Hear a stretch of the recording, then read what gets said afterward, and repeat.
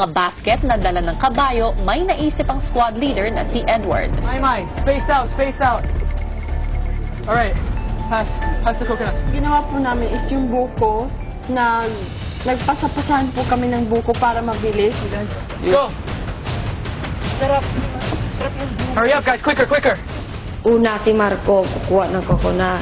Tapos ipasa niya kay yung Edward, ipasa niya kay Christian. Si Christian ipasa niya kay Kisses, si Kisses ipasa sa akin. Ipasa ko kay Bible at si Bible ipasa niya dun sa kabayo. Ang smart po ng decision niya, ng strategy po niya na magpasahan ng coconut na parang basketball. Sa movie po na nakita namin, napanood po namin about sa mga soldiers po.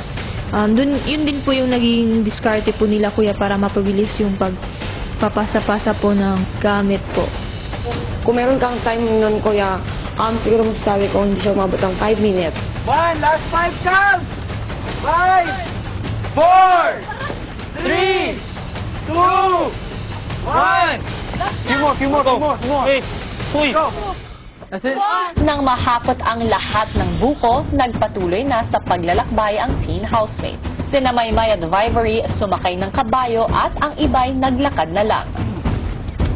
Go. First time in my life, sumakay ako ng kabayo. Tapos naman, Ang susunod na hamon ng teen housemates. Abangan sa pagbabalik ng Pinoy Big Brother Luck. Down. 3, 2, 1, down. Nang matapos ang mahabang paglalakbay, nakuha na rin ng teen housemates ang reward sa kanilang paghihirap. Pagdating po namin doon sa lalagyanan ng buko, andun na po yung susi. May dalawang susi na bumalik na yung energy na kayang na talaga. Ang sarap sa feeling kuya na nakuha namin yung susi. Tapos may 3 buko. May straw pa. Siguro inumin namin yan. May buko juice, kuya. Sarap. Oh my God! Buko! Oh my God! Sige, kuya, iinom kami ng buko. Ang sarap. Ito po kuya, buko yes. Straw. Sarap kuya. Gusto ko kagad kuya. Parang kumakain na ako ng buko. Parang marami na yung nakain ko.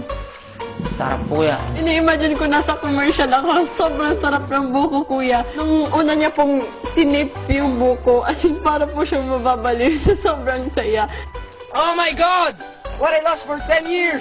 After 8 or 9 years, I drink real buko again. Yay! This is the real taste of the buko. Oh my gosh! Oh my gosh! After 10 years, guys! The last time that I went here in Philippines was 2008. It was in Italy. There is no buko. Nang matapos ang maiksing buko break, tinuloy na ng teen housemates ang pagpunta sa susunod na hamon.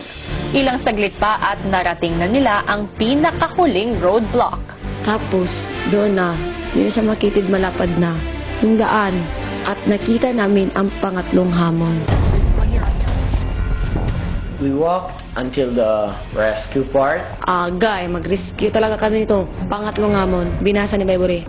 Housemates, isang disgrasya ang nangyari at kinakailangan ng 3 biktima ang inyong tulong. Bumuo ng rescue team na sasagip sa bawat biktima.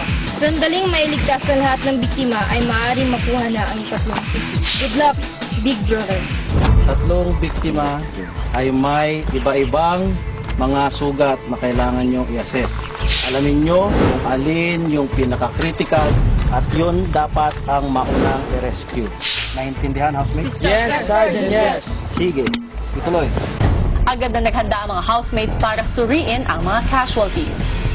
Not yet. They have to assess first. Yung ginawa po namin, in-inspection namin isa't isa. Tingnan natin kung sino ang dapat kailangan tulungan muna.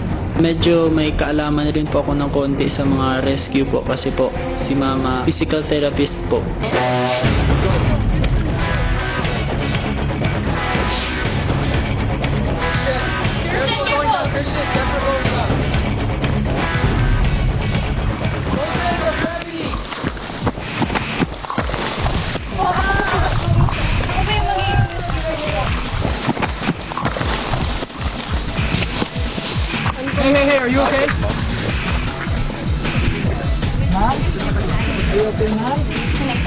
I'm gonna help you, okay?